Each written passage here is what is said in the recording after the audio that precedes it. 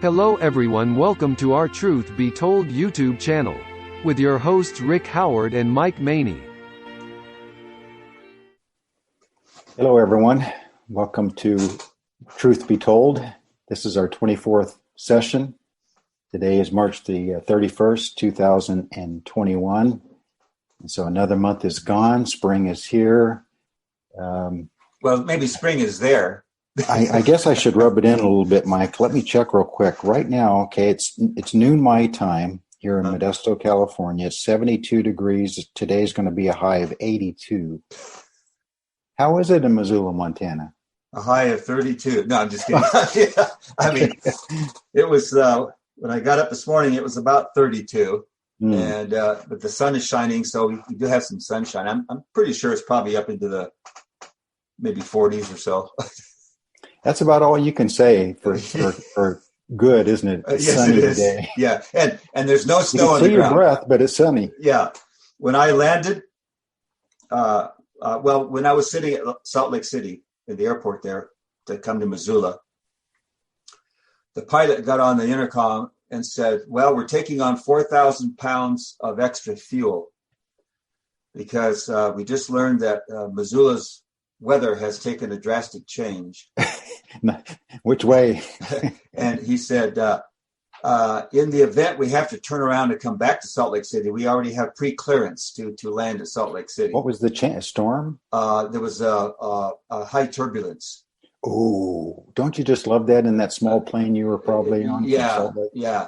So I could see some other passengers kind of freaking out and everything. I just said, Lord, please get us there. You know, I don't want another delay. You know, was it quite bumpy and everything? It was bumpy, but quite honestly, I've been coming into Missoula on other flights, and it's been considerably more bumpy. So the Lord must have calmed the storm, or at least settled it down. But when I got there, got my luggage, Peter hadn't shown up yet. So I'm waiting outside, and it's already like 32 degrees or so, and it's starting to snow, and the wind is blowing about 15 miles an hour. And so I'm just waiting out there, you know. And what was it Sunday in Sacramento, like 75 or something? So we'll catch up to you here this summer. We'll catch up to you. For the benefit of our viewers, Mike just returned home from several days in the Sacramento area to what we call our Old State Association annual meeting. I think it's I forget what it is, 85 or 90. Was it 89 or something like that? Is it the 89th session? I think so, yeah. And so the Trinity Church of Citrus Heights, who love Mike and his family a great deal, the Barnums are very close friends to the Maneys. And so they had him, they paid his airfare to come down for the meeting and to preach for them on Sunday. And Mike says it's one of the better meetings he's ever attended. And I was there. I agree with him. It was a wonderful meeting. One of the best ever, I think. Yes. And now Mike preached the Thursday night. The meeting lasts from Thursday evening till Saturday at noon. Mike preached the opening sermon, and I preached the closing sermon before lunch on Saturday. But they survived those two, didn't they? And they enjoyed everything in between. So we won't say much about our own sermons, but the all-day Friday session started out with a devotional by a young preacher, member of the Trinity Church named Chuck. And I was pastor to his mom and his grandma when I was at Redondo Beach. And so that was our first time to hear him. We were pleasantly pleased. Yes. And so I'm glad it worked out.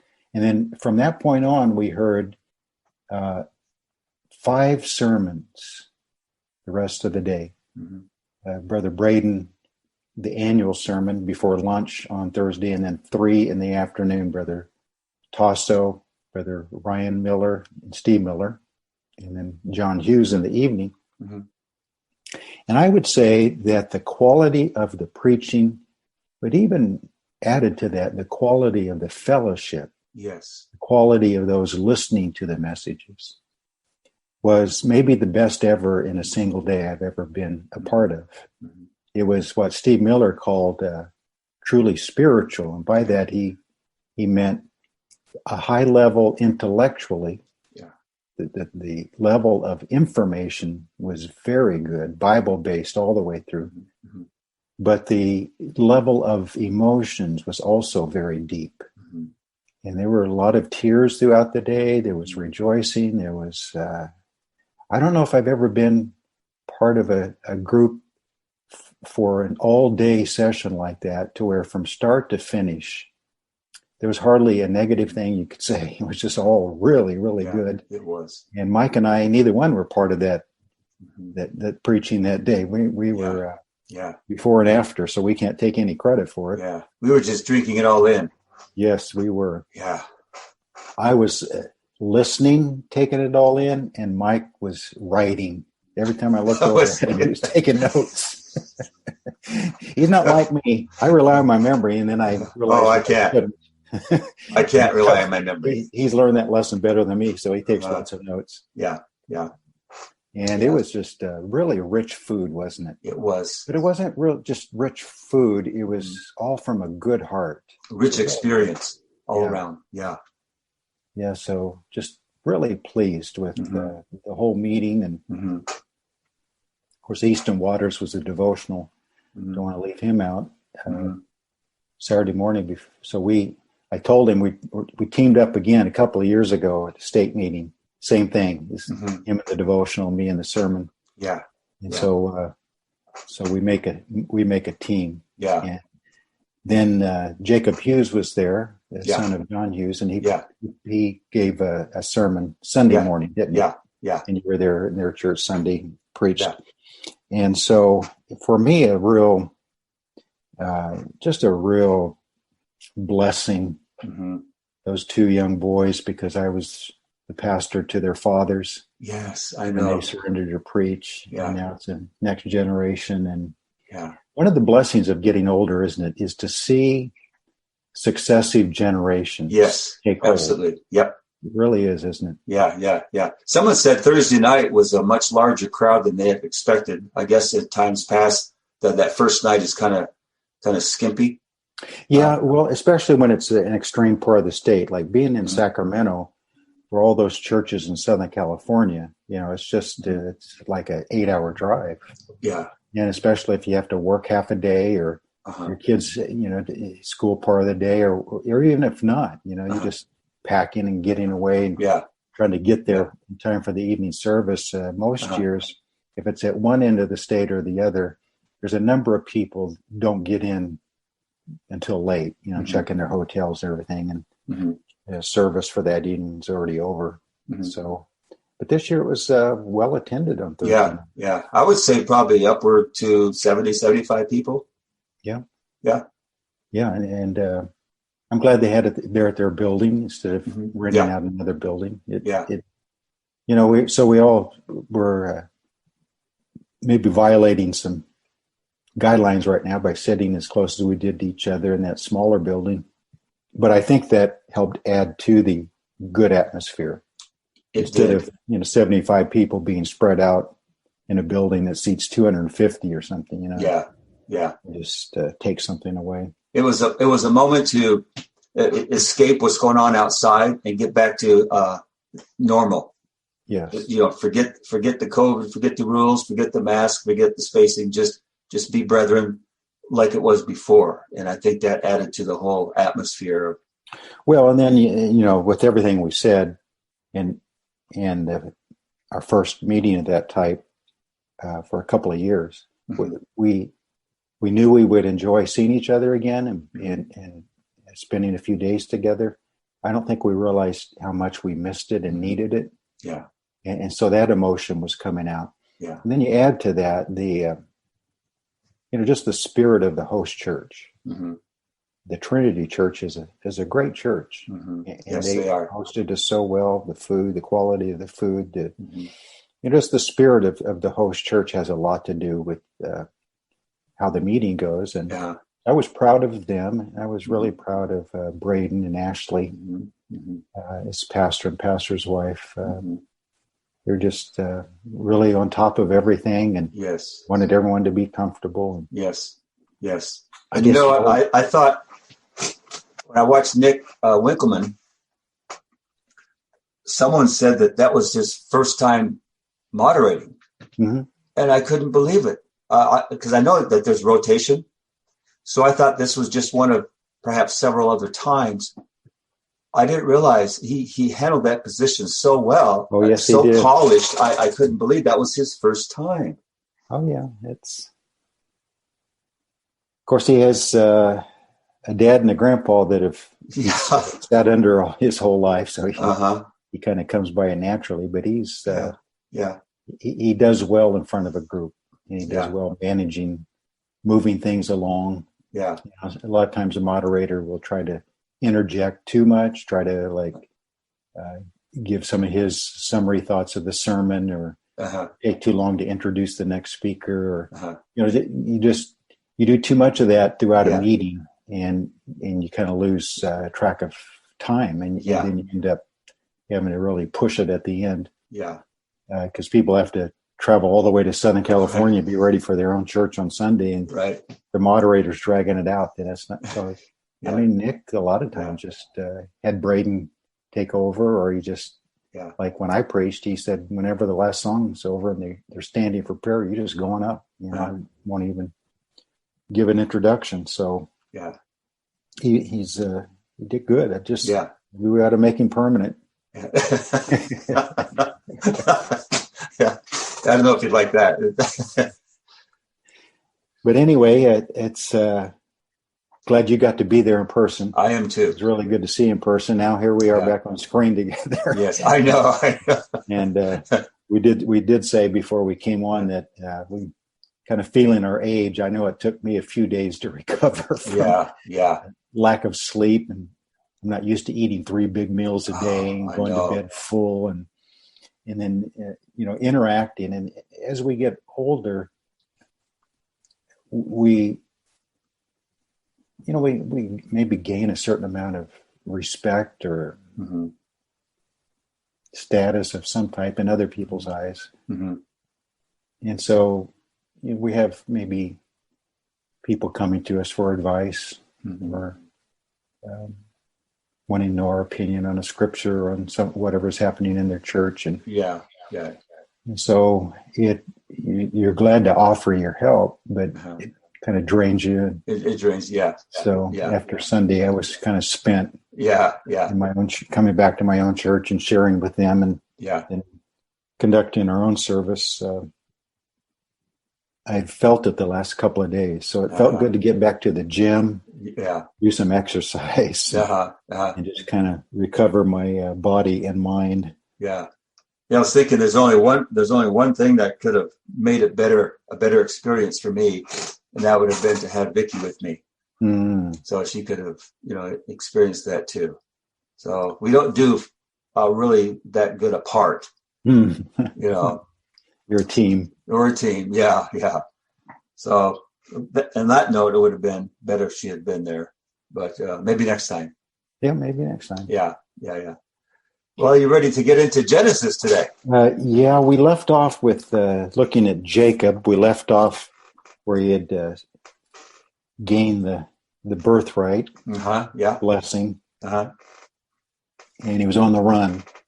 He's on the run, And so it appeared that his scheme with his mother had succeeded. But when we go about things in such a wrong manner, it kind of catches up to us.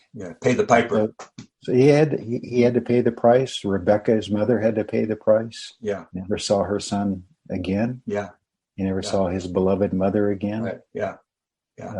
He missed out on, not so much that him and Isaac, his father, had a falling out, but we're not really told the pain, the hurt that Isaac felt by being deceived by his own son.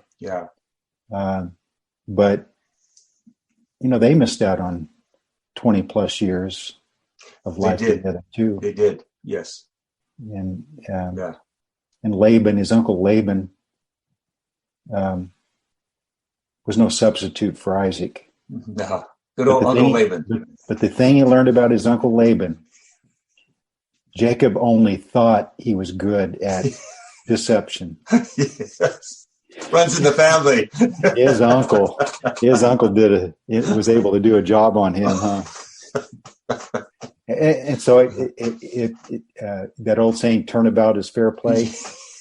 Jacob was the receiver of his own methods, wasn't he? Yes. At somebody who was better at it than him. Yes.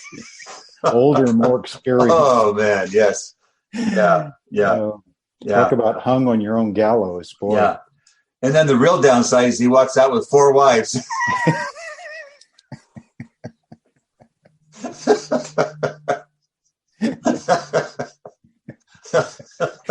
I had to throw that in there. And at least Leah and Rachel, half the time, not happy with him. Right. Yes, I know. I know. Rivalry going on. Not able to have children, and here's my handmaid, and give me some of that mandrake stuff. And right. Yeah. Oh boy, his time with his Uncle Laban. He went to school, didn't he? Yeah, he did. Yeah. His wives and his Uncle Laban. You could say he earned that birthright. They taught him some lessons, didn't they? He thought he was so slick and good at what he did. He got knocked sideways. He did. But you know, at some point the Lord spoke to him and said, "Come home. Yeah. Time to come home." Yeah. And at least Jacob was had enough spirituality about him after being beaten up. Yeah. Not just beaten up. He was blessed. I mean, he prospered. Yeah. It's really a great message about, we'll get to it in just a minute, but when he left originally and stopped at Bethel, he asked God in chapter 28 of Genesis in verse 20, I really love the wording of this. Then Jacob made a vow saying, "If God will be with me and keep me in this way that I am going." I really like that. Yes. Jacob was, he assessed his situation honestly at that point. Of course, he had just had the great vision of that ladder that we'll talk about in a minute, and real intimate experience with God. So that would kind of tend to make you become a little bit more honest about things. But he did not say, "If you will be with me in the way you want me to go," because he knew that wasn't being honest. Or he didn't say, "If you'll be with me in the way that I should go," because that would not be honest. He simply said, "If you'll be with me in the way that I go."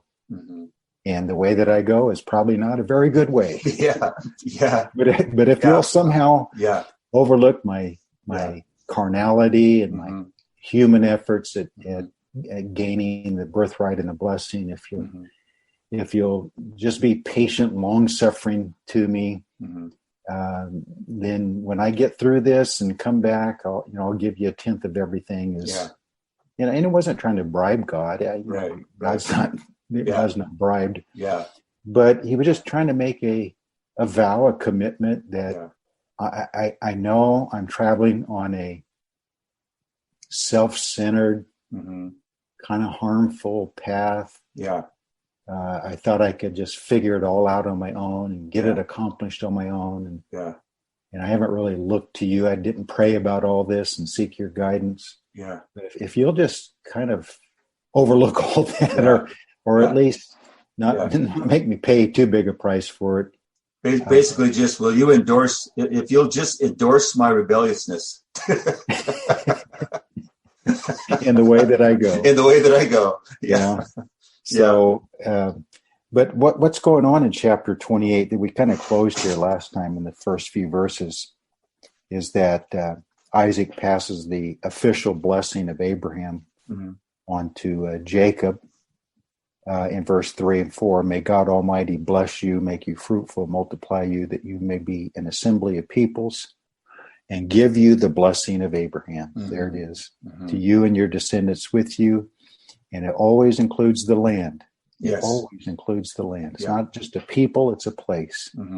And that's what is carried over into the New Testament. I mean, we might call it the new heavens and the new earth. We might call it the New Jerusalem. We might call it a lot of different things, but it's a people and a place. Yes, it is. Yeah. And they're united together. Yeah. That you may inherit the land in which you are a stranger, which God gave. God gave it to Abraham. But Abraham died not having received the promise. Yeah. But God gave it to him. Yeah. God.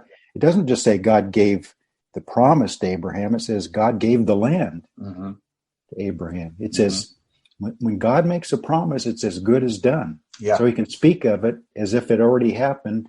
Yeah. We like to talk about that already, not yet. Yeah. You know, when God makes a promise, it's already. Yeah. Even though it's not yet in time. Yeah. In his mind, it's done. It's a sealed deal. Yeah. Yeah. So what we're really talking about in the life of Jacob is the passing forward of the Abrahamic covenant. That's what we're really talking about. Because there has to be continuity to this. Yes. It has.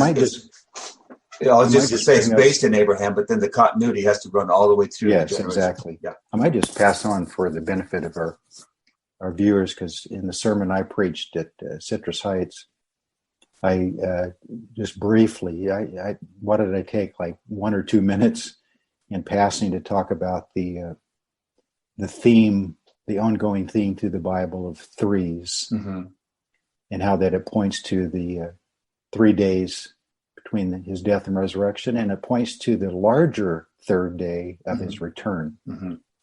And so that the idea of the principle of threes is found often in the Bible, whether we're talking about Abraham and Isaac going to be sacrificed. On the third day, they looked and saw the place afar off. I talked about Esther. I talked about Joseph. Talked about Daniel. Just a number of places where the idea of three. But one I did not bring up that goes back to one of our previous sessions is in Genesis 15:9, when God tells Abraham, you select 5 different animals, but 3 of them, interestingly, 3 of them I want you to cut in half. And all 3 of them, whether it be the heifer or the female goat, the she-goat, or the ram, those 3 were all 3 years old. So embedded into that original Abrahamic covenant of sacrifice is this principle of threes to complete the covenant. 3-year-old animals, 3 of them. And it became a bloody mess, didn't it? Those 3 big animals that he had to kill and bleed and carve up and sacrifice.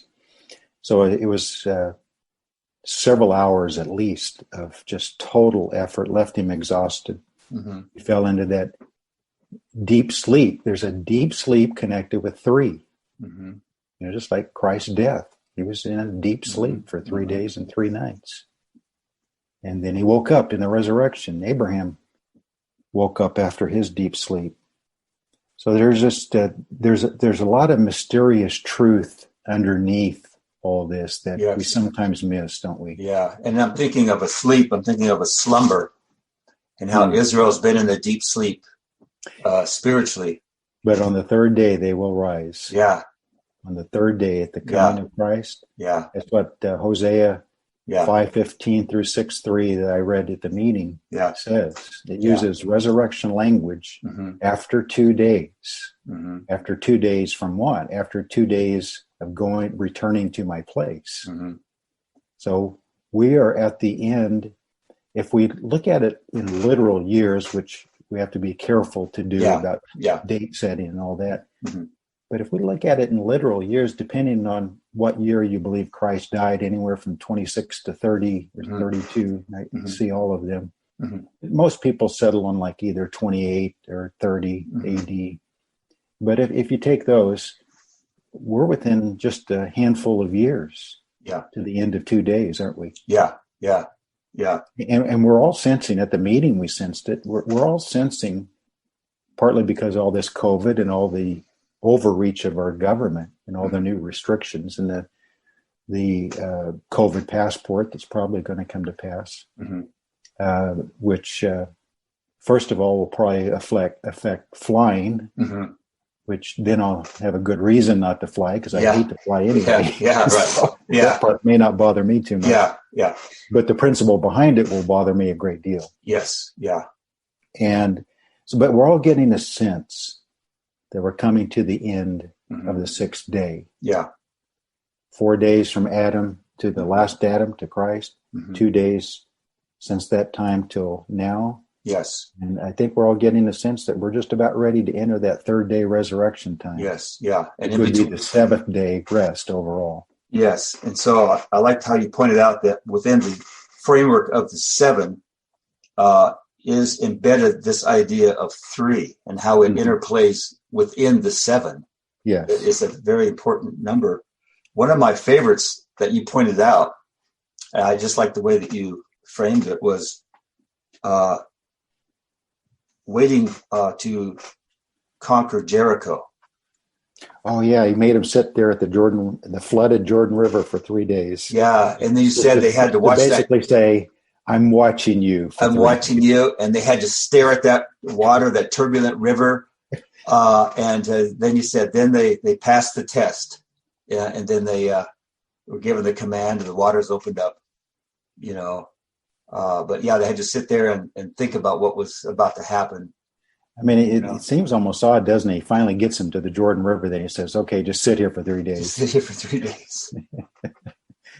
Because what we've been talking about off screen about this whole COVID thing is that, and I talked to another pastor, Richard Carnes. I talked to him earlier on the phone, and the effect that it's having on churches, and on church people, church families, is that it's kind of bringing out, revealing maybe what was already in people's hearts. And in some cases, there's a big drop off in people attending church. We just read a new survey about this, and a lot of it is because a lot of people just weren't that serious about it in the first place. And then when church went online only, a lot of people, even though they may have not liked the virus, they were kind of glad that they could just sit at home and go to church. And not everyone, but I'm talking about nominal members. Right. But you kind of get tired of just online. At first, it seems kind of neat, but then you either do not join it live because they record it, so you'll just kind of go to church whenever it's convenient for you.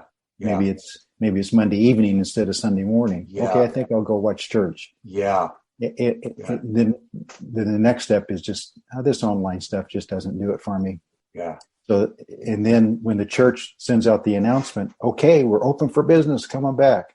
Those people have already dropped out emotionally and spiritually, and they just don't return. So, God is really good at revealing, bringing out. That's what he did to the Pharisees and Sadducees, didn't he? He brought out into the open what was really in their heart, that they had hidden well. But Jesus brought it out into the open. It's funny how the two words that Jesus describes, the one that buried the talent was wicked and lazy. Yes. So laziness is not a good quality to have as a church member. No, it's none. Anyway, Jacob he's having to leave home, and he went up to Padanaram, Laban, and then we have this little side note. The Bible's always good with these little side notes. It's like the main thrust of the story is always the elect remnant, the bloodline of Christ. But it often gives us this little side snapshot of what's going on with the ungodly seed. And in this case, Esau marries the daughter of Ishmael. Verses 6 through 9. So the line of Esau and the line of Ishmael are joined. And so that's exactly 4,000 years later. That's exactly the Middle East, isn't it? Mm-hmm. It's Exactly. Esau and Ishmael joined against Jacob. Yeah. Later on, you would include Keturah, her line as well. Yes. Yeah. Yes, that's it. So that, we say it's just a blood battle over there. It really is. Yeah. It's just a family squabble. Yeah. Of who really has the right to the birthright mm-hmm. of the land and the blessing. Mm-hmm. And Christ will settle it. Mm-hmm. When as a Jewish Messiah, he will return to Jerusalem and say, here's how it's going to be, folks. Yes. Me and my Father and the Spirit meant what we said when we made the promise to Abraham through Isaac and Jacob. Yes. Yeah. And you have been fighting against our election, our choice of people and land for 4,000 years. And I've come back to settle that dispute. Yes. Yeah, absolutely. You either bow down to it for 1,000 years or you pay the price. Yes. Yeah. That's really kind of a summary of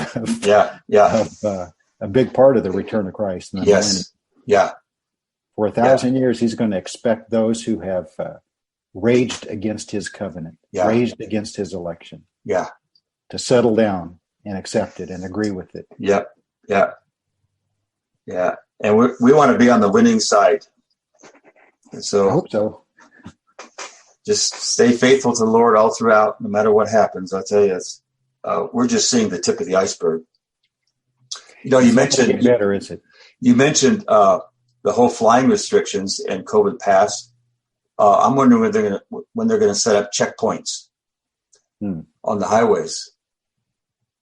Getting back to Germany. Mm-hmm. And of course Vietnam. Checkpoints. Make sure you've got certain passports, gotten certain papers. And of course, it's all going to become electronic, isn't it? Instead of carrying around a card or something, you lose it or forget it at home or something. It's just going to be some kind of attachment on your smartphone or whatever device we'll be using at that point. Yeah. And just to swipe the screen of your phone across the scanner and come on into our store, or get on the plane or whatever. And so at first it won't be totally oppressive. At first you'll be able to get around it, especially us old folks who maybe are glad to just kind of hunker down at home and we don't have a lot of places we have to go to. Yeah. Especially if people are retired and things. Uh-huh. They can kind of make adjustments and get around it and everything. But, when it gets to the point where, so many people have changed to do all their banking online and they pay online through PayPal or whatever. It's just going to be a really easy thing to just cut you off from all that. Yeah. And it won't even have to be the government to where we can claim, First Amendment rights or you're breaking the Constitution or anything like that. They're going to encourage the individual companies to do it. Yes. So that the government doesn't get all the blame. Right. And the companies are going to go along with it because they're in collusion with the government, the high-tech companies. I mean, they have their people there making all the laws. Yeah. Yeah. And the government depends on high-tech as well. Mm-hmm. So it's just going to be an easy process for them. And this is what I never have felt like I've been able to explain it properly. The central role that deception will play in the end times. Mm-hmm. But I often say something like the reason deception in the end times will be successful is because deception by its very nature is difficult to detect. Mm-hmm. And so it's something as simple as wearing masks that we all kind of agreed to. Now it's going to be the vaccine passport thing. Mm-hmm. Okay, that's not so bad, you think? You think, well, it's just, it makes sense and you want to protect, don't you care about your neighbor? Don't you care about their health? It's just being a good citizen. It just makes sense. We're all trying to avoid another outbreak of it. Mm-hmm. And so the deceptive nature of it is that it's going to appear to be the right thing. Right. Yes. And it won't be seen as evil. Yes. I mean, there's a reason why Paul in 2 Corinthians talked about Satan and his ministers being like light bearers. Yes. They appear righteous. They appear right. They appear like they're doing the good thing for their citizens. An angel, he appears as an angel of light, and his ministers appear as angels of light. Now, an angel of light is a beautiful thing, and it doesn't look evil. And for us to then come along and call it evil will mean that we must be the evil ones. And that's how it's all going to come about. Exactly. Yes. You probably deal with this more than I do as far as explaining it, but this, when Jesus 4 times in Matthew 24 brought up deception, and that was the first thing he brought up before he answered their questions, is the role of deception. It just tells me that this great deceiver, Satan, working through his man, the Antichrist, is going to be so good at it that if possible, he would deceive even the very elect. Yes. Now that tells me that 99% of the people are going to be easily deceived. Yeah, because they will believe that it's for their good. It will be a major crisis. And the answer will be very obvious. And it will be for the good of the world. Yes. And for someone like us to come along and say, well, it's not so much carrying around a vaccine passport, but it means that you now, even in spite of all the HIPAA medical laws that have been passed, it means that companies and the government have access to every bit of my personal information. And now our new, Secretary of Transportation, his big new idea is for you to pay more taxes based on the mileage. If you drive more miles, then you do more harm to the roads. Therefore, you should pay more taxes. Okay. How will that be monitored? Because I see it's going to come. Because to most people, especially to the less than 5% that don't drive every day a lot for their job, it just makes sense. Sure, if they drive more and do more harm to the roads and it costs more to repair, sure, they should pay their fair share. There's that term. But how are they going to monitor? A simple GPS system installed on every new vehicle. What does that mean? They'll know every place you go. Okay. Then the old thing, well, if I'm not doing anything wrong, if you're not doing anything wrong, you shouldn't care. Well, I care a whole lot if the government knows everything I'm saying, everything I'm doing, wherever I'm going. They're looking on my shoulder.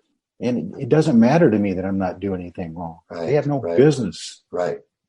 But it's going to appear to the majority of people, hey, that is a wonderful idea.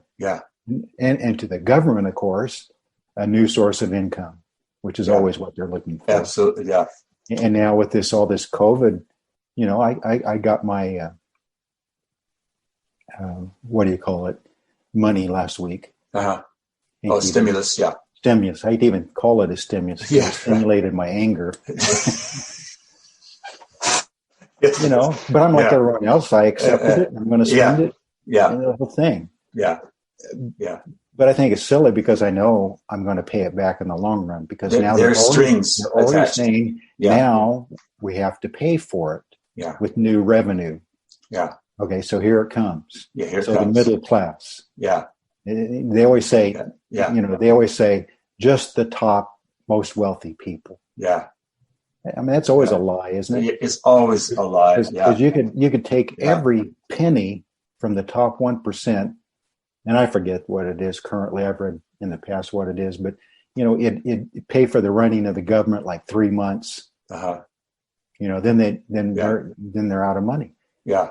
So the bulk of their revenue must come from the middle class. Mm-hmm. It must. Yeah. And so, we're going to pay it back eventually. Mm-hmm. And also, of course, what it does psychologically is you've been given a gift by the government. Mm-hmm. Now you may not be as quick to criticize them because you just got $2,800 from the government. Yeah. Look what you were able to do with it. Yeah. And, like I told the church on Sunday morning, I got up and said, we got our stimulus money, and it made me happy to grab the checkbook this morning and to give extra offering because of that stimulus money. Yeah. Of course, I used it to preach to my own church a little bit about you just got a bunch of free money from the government. It's not free. But so extra. Are you thinking I just got $1,400? So here's how I'm going to spend the $1,400. Yeah. Yeah. Is the church and the Lord on that list? Yes. Yes. Yes. Yeah. So I hope the treasurer can report our offerings took a pretty good little jump. Yeah. Yeah. That's the way it should be, shouldn't it? Yeah. Amen. That's right. But okay, I just got this gift from the government, so I'm going to be not as quick to criticize them because they gave this to me. Yes. And that's how human nature works. Exactly. They know what they're doing. Yeah, they know what they're doing. They want to keep us on the plantation as much as they possibly can. So they announced today something like, I forget what it was. I just hate reading those kind of articles. Mm-hmm. Something about a $3 trillion new source of revenue by taxing the rich or taxing something. I forget. And there's a part 2 to it that's going to come out soon. Yeah. How they're going to basically try to pay the government back for all these trillions of dollars they've spent through this COVID. And so the end result of government is that they're going to be more intrusive, more powerful, more fingers into our life. Yeah. And that's what they love. Now add reparations on top of that. Reparations. Yeah. Because none of us own slaves, but we're going to have to pay back what we did to, the Black Americans in our history. We have to pay back for the injuries done there. Well, then we'd have to do other, we have to do the Native Americans, so it just gets deeper and deeper and deeper in the woods on this. But that's all part of the plan, is to break down our sovereignty and our economy so that we can throw our pot into the world's pot. And so the Antichrist can have control of the whole economy. And, just like the target for a bow and arrow, has all those rings, or maybe like on a dartboard or something. Yeah. Yeah. The outer rings, but then you get to the bullseye. Yeah. So they have a lot of targets. Yeah. But the bullseye is conservative Christianity. Yeah, absolutely. Yeah. That's the bullseye. Yeah. If they can undermine conservative Christianity, then they can remake America in their own image. Yes. You got to melt it. You got to melt the ore down in order to make whatever jewelry or whatever you're after. You got to melt it all down first, to reshape it. And reparations are already taking place. Mm-hmm. And I don't want to give away any names. You may have heard the same thing, but I know pretty much firsthand, companies, large companies, that a good piece of their business now must go through minority-owned companies. And it's going to increase the cost of doing business. Mm-hmm. But it's their way. The government is going to work through corporations, I think. Mm-hmm. It's going to be disguised. It's reparations, but it's disguised. Mm-hmm. Yeah. The corporations are going to do it first. The government will get involved eventually, but right now there's a lot of resistance to our tax dollars doing it. There's a lot of pushback. But if corporations decide they want to do it on their own, then there's less pushback. Yeah. So, and again, getting back to this idea of deception, there are such deceptive ways of going about all of this plan that will be acceptable to most people. Yeah. If Nike or whoever, some big company, if they want to demand or decide that a certain part of their business must go through minority-owned companies as a way of reparations for them as a company, who's going to object to that? I mean, we may say, I wouldn't decide that if I owned that company. Yeah. But most people think, yeah, that's a good deal as long as it doesn't raise my prices on the product, or even if it does a little bit, I won't mind because it'll salve my conscience. And as long as it's not my direct tax dollars. Yes. See? And then people say, it's probably a good idea then. Yeah. Or at least they won't fight against it. Yeah. So. And then I heard that the companies are going to be rated as to how involved they are in this whole scheme, how compliant they are. There'll be ratings, and so there's a test. There's a score of some kind. Yeah, that's already in place in China. Yeah, where they give their citizens a total score based on certain criteria, certain metrics. Yeah, and the higher your score, the better your score is, the more favoritism you're given. Yes, as far as getting a job or moving up in business or getting a loan or whatever. Yeah. And so it's not like overt attack, but it is favoritism for you to go along with their program. Right, exactly. So most people will say, well, I'm willing to make all these little compromises in my life to make my life better in the eyes of the government. Yeah. So you can see where this is leading up to, for the Antichrist to come in there and make demands to be worshipped. The whole economic restrictions, unless you have certain marks and stuff like that. We can see where all this is leading up to. We're not even talking about the eugenics part of it yet. No. know, but there's so many layers to this deception.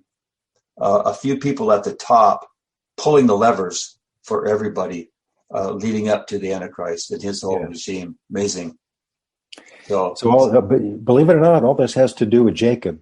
Yes. Jacob is just a 4,000-year-old version of what we're talking about. Yes. Him and Laban were trying to outdo each other, trying to deceive each other and trick each other. Yeah.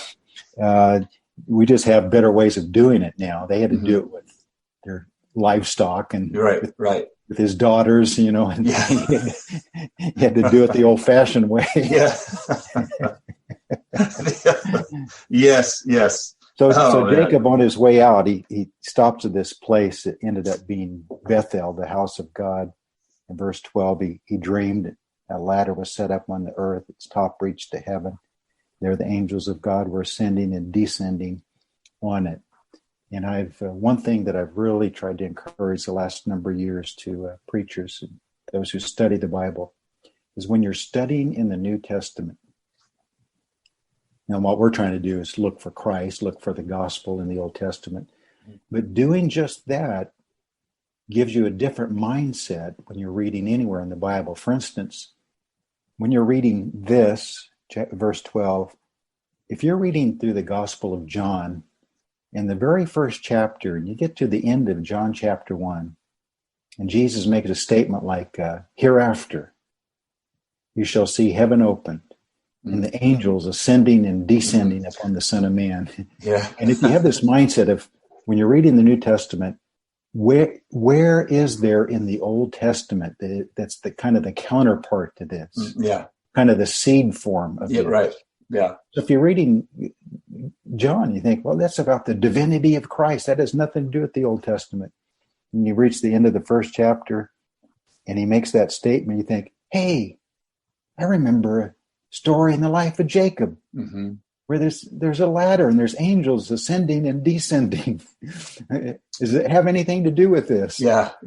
So it's just a way. It's a mindset of creating more harmony of the Bible. Yeah. Connecting the dots. Yeah. Connecting the dots. So that's what's happening here. And the Lord stood above it, Yahweh, verse 13, said, I am the Lord God, Yahweh Elohim, of Abraham your father, the God of Isaac. The land on which you lie I will give to you and your descendants. So he highlights the land even before he highlights the descendants. And he basically re-quotes himself from Genesis 12, first 3 verses. In verse 14, 15, I am with you. I'll keep you wherever you go. I'll bring you back to this land. So he didn't even give Jacob a choice. He said, I'm going to bring you back to this land. Jacob had no clue that it was going to be, 20, 21 years or whatever it was later. A long time. Yeah. He didn't realize that I'm not going to come back until I have 4 wives and a bunch of kids. Yeah, he brought him back fuller than when he left. But I like at the end of verse 15, I will not leave you until I have done what I have spoken to you. God doesn't let up. If he makes a promise to us, he's going to keep it. And boy, Jacob had so many zigs and zags in his life, ups and downs and forwards and backwards. But thankfully, God is with us, even when we are not always completely with him. Yes. Yeah, I mean, God was really being pretty gracious to Jacob here, wasn't he? He was. He could have just lowered the boom on him. It's a windy path that we all travel, many surprises, many heartaches along the way. But the number one thing that God says all the way through that we can hang on to, he doesn't always give us the details of the when and the how, but he simply says one thing over and over, I'll be with you. And that's really what we hold on to, isn't it? Yes, yeah. And on our end, Brother Rick, at the root of the Hebrew word amen, truth, at the heart of that word, the meaning is the word support. And as long as we are supportive of God's plan and purpose, then God can, move us along. There's times we're not supportive. God has to chasten us. But really, the motivation is, are we supportive? He that believeth in God, he that supports that God is, that supports the belief that God is. God's a rewarder of those that diligently seek him. And we really have to get behind God's program, really support, really trust, and believe in him. And so Jacob had to learn that lesson, get behind it, support it. So what we're seeing is God has promises to keep. He has a promised seed to bring forth one day. And he puts up with a lot of garbage sometimes from his people. Yes, he does. Yeah. But it shows us that it's of him. It's not of us. Yes. He wants us to follow him. He wants us to be obedient. He has a godly seed, but being a godly seed doesn't mean we're sinless and perfect. It means we're relying on the grace of God. And so Jacob says in verse 16, he woke from his sleep, said, surely the Lord is in this place. I did not know it. He was afraid and said, how awesome or terrible is the old King James is this place. This is none other than the house of God. This is the gate of heaven. Boy, that's rich stuff, isn't it? Yes. That's why it's called Bethel, of course. And like I said up at the meeting, we are premillennial in our belief of the end times and the outworking of the coming of Christ, the resurrection. But we should not be so premillennial in our mindset, meaning we try to take the Bible literally, that we take it woodenly, meaning we don't look underneath the rock for what's under there, meaning the spiritual application, right, or the symbolic application. Exactly. Yeah. Yeah. And I'm glad I was raised to look for that because, for instance, verse 18, Jacob rose early in the morning and took the stone that he had put at his head and set it up as a pillar and poured oil on top of it. Okay, it is what it is, and we make of it what it is. But start applying that stone to Christ and the oil to the Holy Spirit.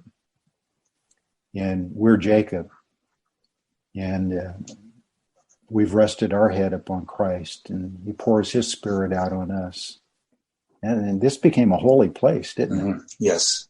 And we need to let the symbolism of the Bible be there. Don't try to eliminate it. Let it be real, because as I said at the meeting, only if it's in harmony with the principles of the rest of the Bible. Don't start trying to invent symbols, spiritual applications.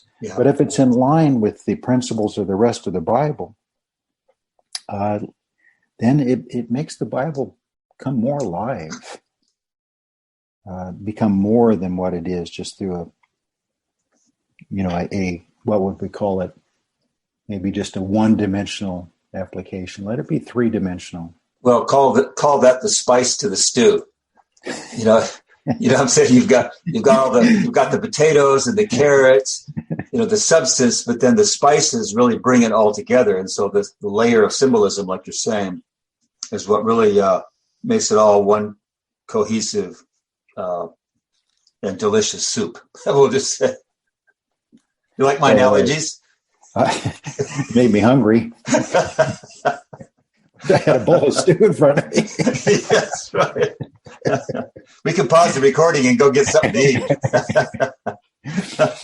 So Jacob was on his windy path, and he had no clue what he was going to be facing the next bunch of years.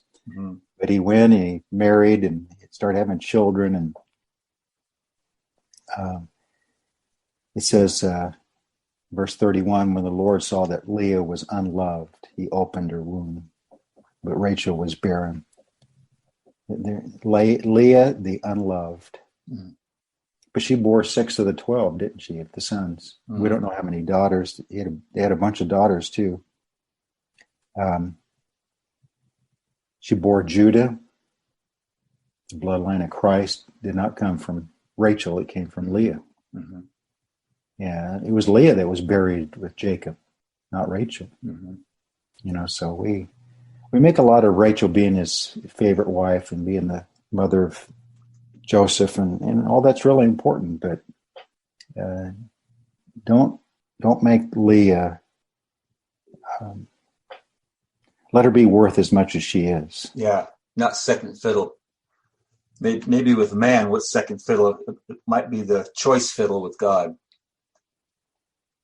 And then speaking of spiritual applications or symbolic applications, you and I grew up, or at least I did. I grew up, a lot of sermons were like taking a phrase, a real catchy phrase, and making a sermon out of it. Yeah. And sometimes we put that down as, we call it, what do we call it? Diving board or springboard. Springboard, yeah. Method of preaching. Yeah. But if you do it right, if you do it in context, if you bring out the meaning of that phrase within the context, like I tried to do in the sermon there about be ready for the third day. Yeah. That's the kind of sermons I grew up with. I mean, that'd be a real kind of a common sermon when I was growing up. Be ready for the third day. Right. And be able to inspire people with it. Besides adding the contextual truth. Yeah. Well, it doesn't have to be either or. The trick is then to back it up with some real meaningful substance. Exactly. Back it up. Yeah, back it up. Yeah. And one of the sermons I heard several times growing up that really made an impression on me, and it was applied in a evangelistic framework, is this first verse of chapter 30. And you probably have heard message from it too. When Rachel saw that she bore Jacob no children, Rachel envied her sister and said to Jacob, give me children or else I die, lest I die. That really preaches great about churches going out and doing the Great Commission, that our constant burden to God should be, give us children or else we die. And the churches will die if they don't have evangelistic outreach and new blood and all that. So, let it mean what it is in context. But, it's not wrong on occasion to take a statement like this and apply it in a spiritual manner, as I have in my past. And it made a deep impression on me. And it all it did was like reinforce the New Testament Great Commission passages and the scriptures teaching us to be witnesses and all that. It didn't take away from it. It added to it by applying this kind of verse that way. But I know some are maybe adamantly opposed to doing anything like that, but I think occasionally it can work. Oh, I do too. You have to sometimes run at it from different angles to get a full perspective of things. And you're trying to communicate a truth. You're trying to communicate. If you can do it in like this, you're communicating a key truth of the Bible about being witnesses and going out preaching so that children can be born, and because we don't want to die as a church. Yeah. I mean, that's a really important group of truths right there. If you can reinforce that with a kind of an emotional verse like this. I mean, you just picture her in agony. Yeah. Give me children, lest I die. So anyway, they go through the whole process, and Jacob's there and has his wives and children. And finally, the Lord had told him to come back. Chapter 31 and verse 13. I am the God of Bethel, where you anointed the pillar. See, there's something about that anointing the pillar. It's more than just pouring oil on a rock, isn't it? And where you made a vow to me. Now arise, get out of the land, return to the land of your kindred. So God's telling him to return, come home. And he did. And we won't go into all the details about Laban pursued him and the idol things that were in their gear, and but he's working his way back, and Esau meets him in chapter 32. Of course, Jacob was afraid, and but Esau treated him. Esau was fine. God had blessed Esau, and Esau. It's a rather touching story, really. It is, isn't it? The fear that Jacob had. Because Jacob probably is trying to think how he would have felt if he was on the receiving end of that. Right. And he knew that he deserved anger and retribution of some type. But Esau was almost the more spiritual, if you want to look at it that way. He was pretty gracious to him. They ended up burying their father together. So a lot of Jacob's fears did not come true. But we get to this famous wrestled with God all night part of chapter 32 that I love. This is really at the heart of what we're trying to get across about Jacob, is wrestling with God. You hear my dog barking? I can hear it. Yeah.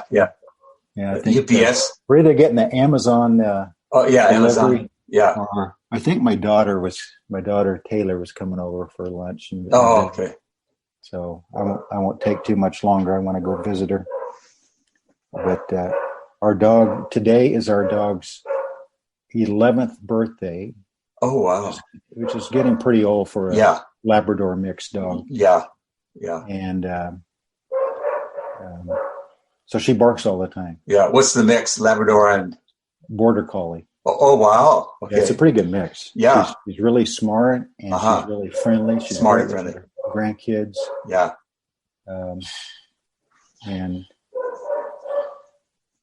But she's getting old, and sometimes she just barks for no reason.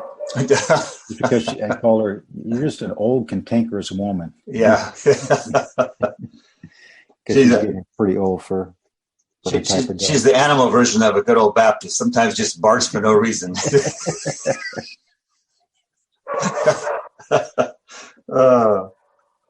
But that is a moving story, how they embrace and reconcile. So there's that spiritual, to reconcile and to bury the hatchet and stuff like that. That's also very good too. I like that. But this story of him wrestling with God all night is really at the heart of what we're trying to get across. Is God is trying to change him to Israel.